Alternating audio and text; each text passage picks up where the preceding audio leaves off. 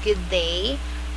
We're done with the create database, create table, and insert data, right? So now we're going to discuss the selecting table, or which is to read the information in our table using MySQL. Okay, so I have here the selecting table. So which means we're going to select a table or a data from our table.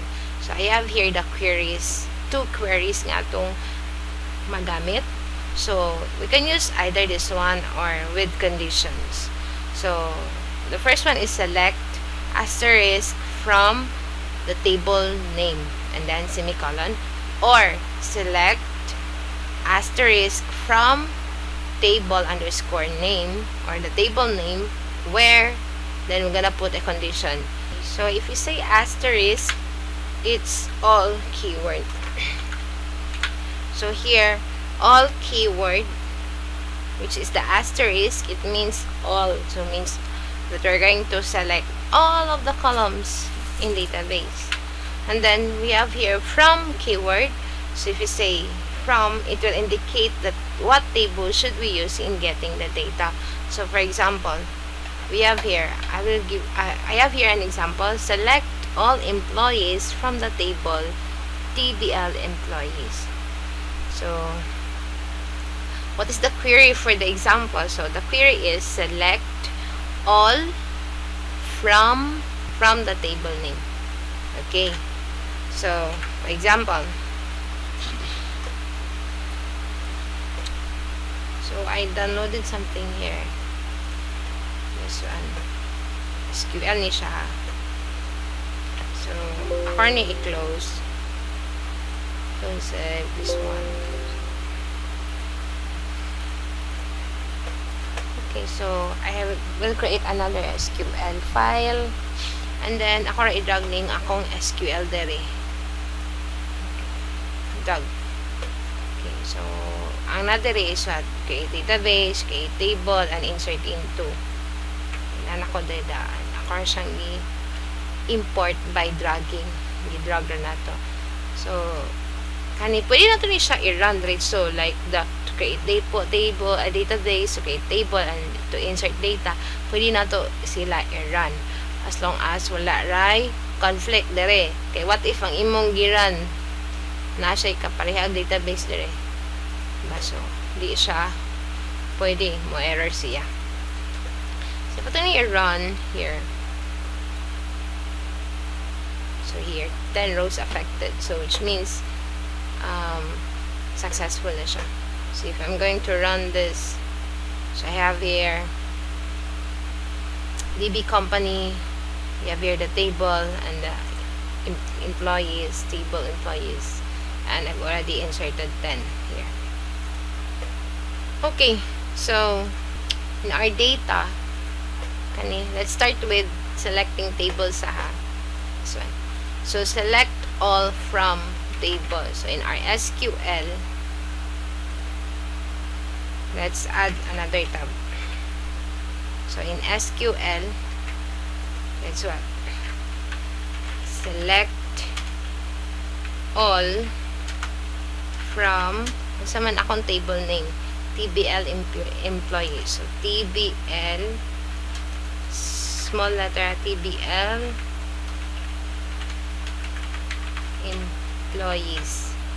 Sorry, that one.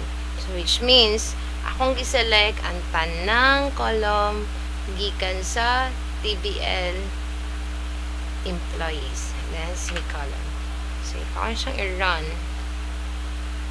ako sa daw i-select this one.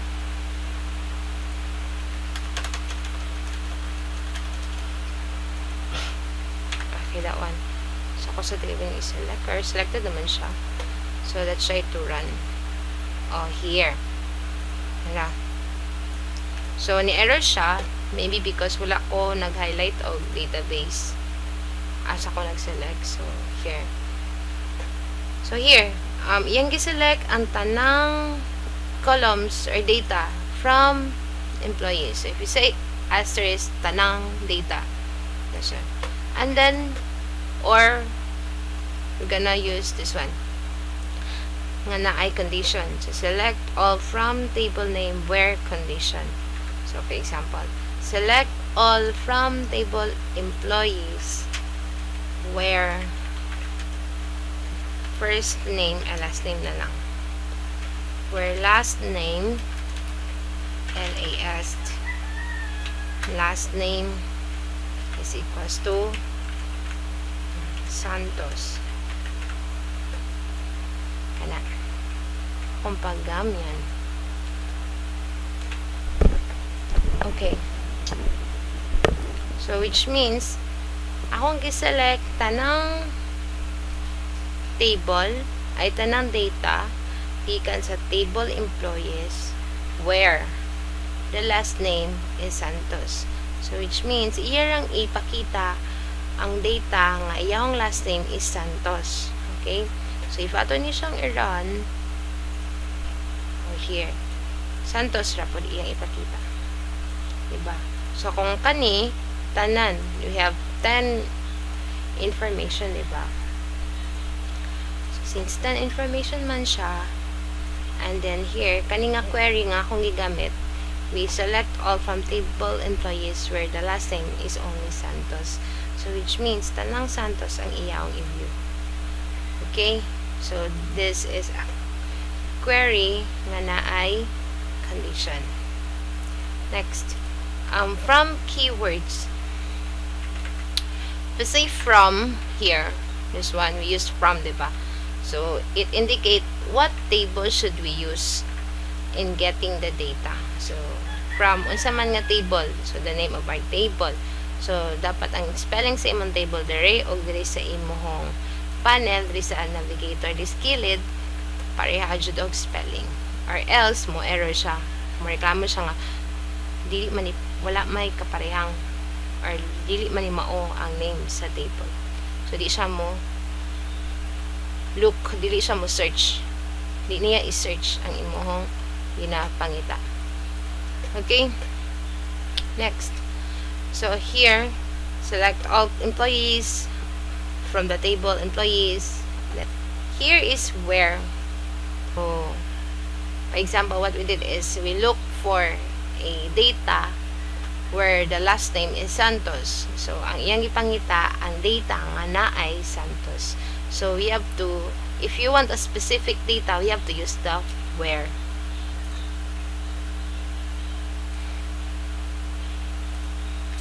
The one where ang last name. So pwede na to magamit ni it's either first name or age or address. Okay?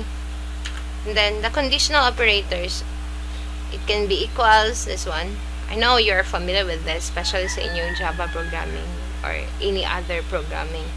So we have here equals, not equals, greater than, less than, greater than or equal to, and then less than or equal to.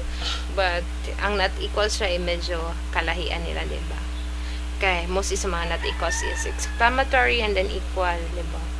But here it's less than and greater than. So that's not equals. Okay. So here, for example, we're going to make a condition. We have to, yes, we're going to create an SQL with a conditional operators. For example, select all from employees where last name, or no, where age na lang.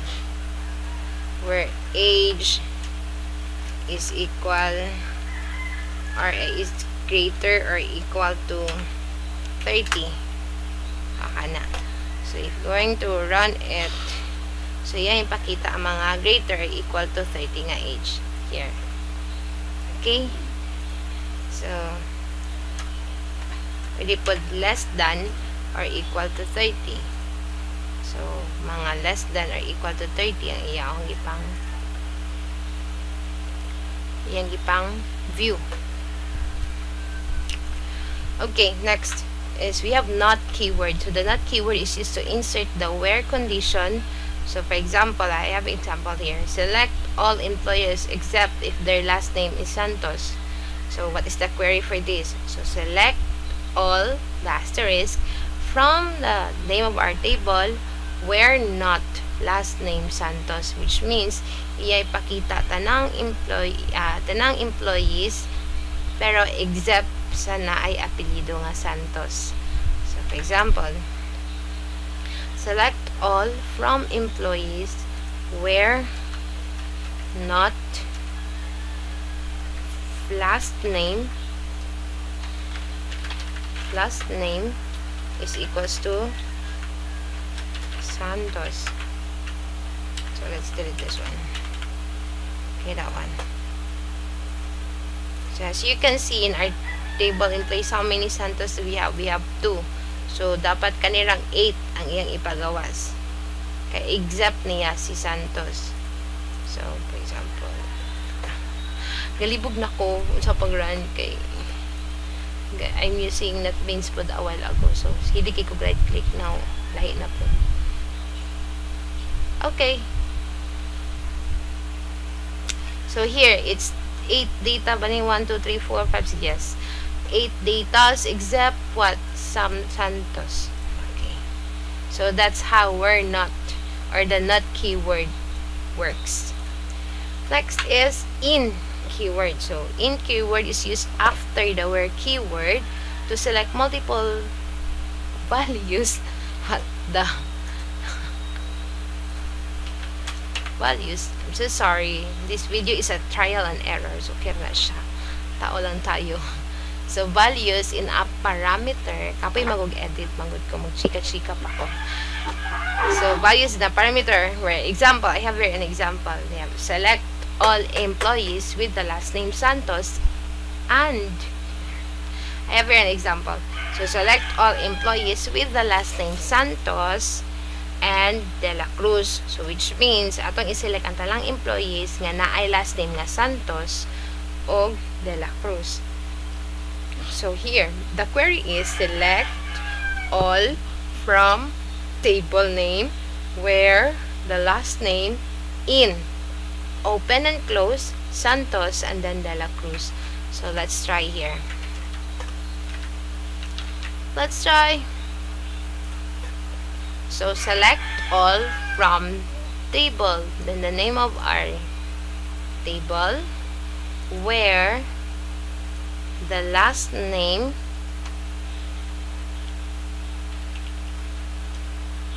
and then in atong Santos and sample Reyes na lang. Reyes. Okay. That one. So select all from table employees where last name in Santos and Reyes. So yung ipagawas is only the last name has where the last name has Santos and Reyes. So if ato ni run here Santos and Reyes. Pwede na to ni dugangan if you want. And pwede na to ibutang og Mendoza. And Mendoza. Marag na to yung Mendoza. So if I'm gonna run it, so na Mendoza. So, okay, so even though small letter ko dere niya, big name dere, okay ra jud siya. No, yan data. So okay ra jud siya. Okay, so di kay siya case sensitive. That one. Okay, please memorize the queries ha aning atong gina-discuss because we're gonna have a hands-on exam. And we have and keywords. So if you say and, kapag mo sa ng and, di pa? So just to add conditions in a where statement wherein both conditions must be true. So dapat ang imong conditions nga gibotangs are true if magamit kag and nga keyword. For example, select all employees with the last name Santos and their age must be 30 and above. That's the example. Then what is the query for that? So the query is select all from the name of our table again where the last name is equals to Santos and the age is less or greater than or equal to 30. Which means nga kaning last name nga Santos ug age nga greater than or equal 30 are true. Okay? If both na ay usa nilang false, di niya i-view. So, dapat yung age is greater than or equal to 30. For example, select all from where this one. Last name is equal to Santos and age is greater than or equal to 30. That one. So, lahat ng mga employees where the last name is Santos and age is equal to 30. So, dapat true ni siya, true po ang condition dere. So, if ato siyang i-run, wala. Why? Because, nato tay Santos, per ang mga Santos is not greater than or equal to 30. So, let's look, no, sa atong data here. Look, si Santos is 24 and si Santos is 27. Another Santos for 27. Diba? So, walay greater than 30. Sa mahitabo, wala siya pagawas nga result. Because we use and. If we're going to use and, dapat ang last name ug ang age, dapat true sila. Okay? Not unless if ato ni siyang less than. So, tanang last name nga Santos and age niya is less than 30. So, this one is true and this one is true. Then, if we're going to run it, na the conditions are true. So, iya ipagawas ang true nga conditions. So, we have here Joshua and Christian that has less than or equal to 30 nga age. Okay? So, that's for and. Next is we have or. So, you know what is or. So, it is where the statement is, the condition is either na naman in sorry, I'm not kanjud. Kadali mong ko gakip kanan. Okay, so where in either conditions must be true. Either. So, it's either one, the first condition or it's either the second condition. So, it must be true. Or which means bisag ang condition sa usa is false, ira japong muhatag gigapon siya result. Okay? So, for example, select all employees with the last name Santos or their age must be 30 and above. So, ang query ani is select all from employees from the table name where last name is Santos or yung age is less than or equal to 30. So, what might be the output? Okay, so, let's try. So, select all from table employees where last name is Santos and then or the age is, say, greater than or equal to 30. So, yung output is tanang Santos and then tanang na ay, look, Santos has age of 24 and 27, diba? Ang atong statement is greater or equal to 30. So, may tabo, ilang age is dili greater 30, pero Santos sila apelido. So, true sila dali nga statement. Since gagamit man tag or, niya usaray true sa condition, mo iya japong ihatag og result. And then, same. The age is less than or equal to 30. Look, Cruz, Ocampo, and Mendoza are what? Their age are greater and equal to 30, diba? So, even though dili sila Santos, hatag japon sa result because naa sila ani nga condition. True sila ani nga condition. Bisag dili sila Santos because we use or. So, it's either way around. Something like that. Next, selecting tables with parameters. Ano yun? What if akong iselect ma'am is first name lang or last name lang? Like, di na nako i-view ning uban. We can do that also. So, what are the queries? So, this one, we have select parameter 1, parameter 2, and so on from the name of the table. Or, we can do this. Select parameter 1, parameter 2, and so on from the name of our table where we're gonna put a condition. Okay? So, for example, this one. Select, gonna delete this. Select first name lang Select first name from, what's the name of our table? TBL employees. That one. So, if ato siyang i-run, look, only the first name. Pwede na to siya dugangan. And last name. So, here, we have first name and we have the last name. So, here, select first name and then last name from table. So, first name and last name ang igawas. Okay. Where, but pwede na ito butangan og condition. So, select first name and last name from tables where last name is equals to what? Santos. Pwede na. So, if ito ni-run, first name ra og last name nilang Santos. Okay?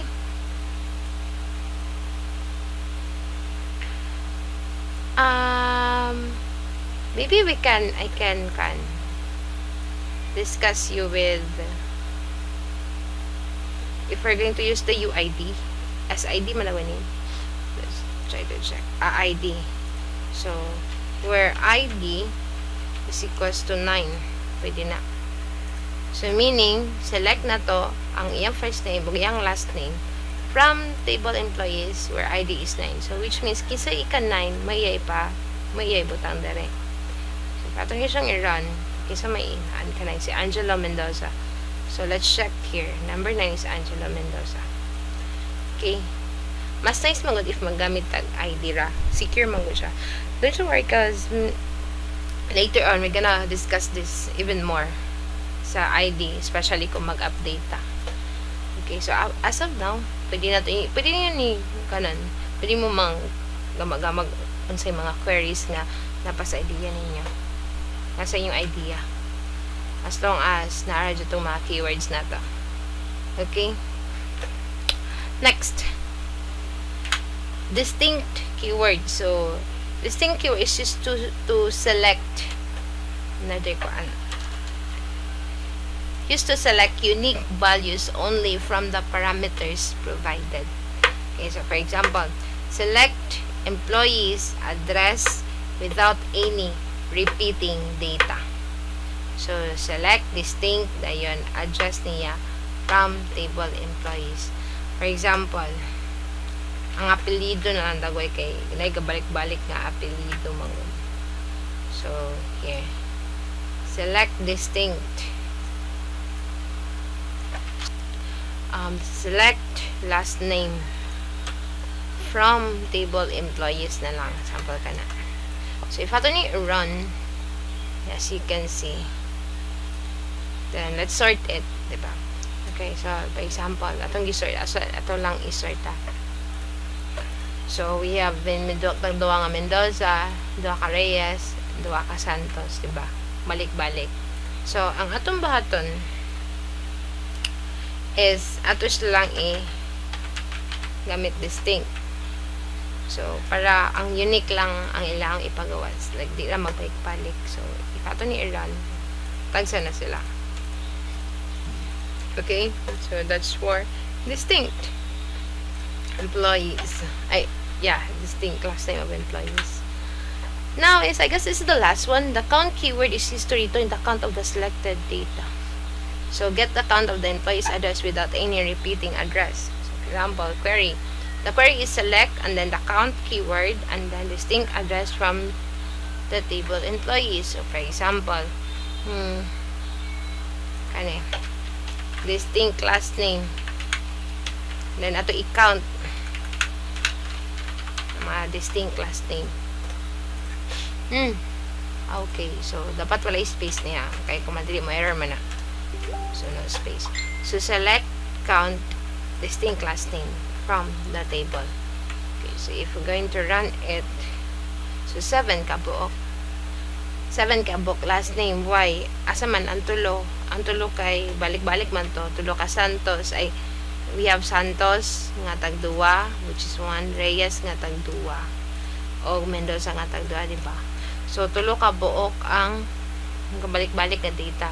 So wala niya gihap ang tulo ka data nga balik-balik. So manang 7 ra. So for example, distinct count. I-count ang mga last name. So pila man ka buok last name. Error, ano, sorry. Kailangan. So, i-count ang last name. So, if ato na i-run, pulo ka buok last name. Or, we can also use the asterisk, put pila ka buok data. I'll count for all. So, asterisk which means all. So, i-count kung pila tanang data. So, we have pulo ka data. Diba? Anara, so, I guess that's all for today. So, please, no, don't forget this queries nga itong gikaan. So, select table. How to select table by using all keywords. What is from keyword and where keyword. So, importante ning all, from, o where. It's because sa query na to involved ni sila na kaning all nga keyword, kaning from o where nga keyword. Then we have here the conditional operators. Okay, so we have here the conditional operators. Then the not keyword, what is the use of not keyword? Kanang not keyword is mo except siya ha. Kaning in keyword like mo view siya og 2 parameters. Yes, something like that. And then and keywords, if the conditions are true, iyang i-view. If usa na false, dili niya i-view or di siya matawag result. It's because and man siya, diba? And is both true, or is it's either one is true, ira japong matag japong siya og result. Okay, and selecting tables with parameters. So, if ganan kag first name lang, last name lang ang kuan, or age ra mo view, imo ganang i-view, like dili tanang data ang i-view, pwede ka ani. And distinct keywords, so, ang mga unique lang nga kuan, kanang katong mga gabalik-balik nga data, may iyang i-except. And count keyword, so iyang i-count pila ang mga data sa imong column.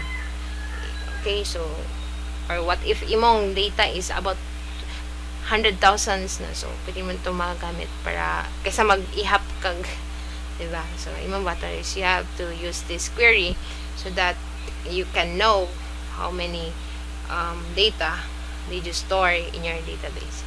So I guess that's all for now. Kindly memorize especially the query, this one, the query, because we're gonna have a individual hands-on exam, okay, regarding this queries. So that's for read. That's all for today. Bye.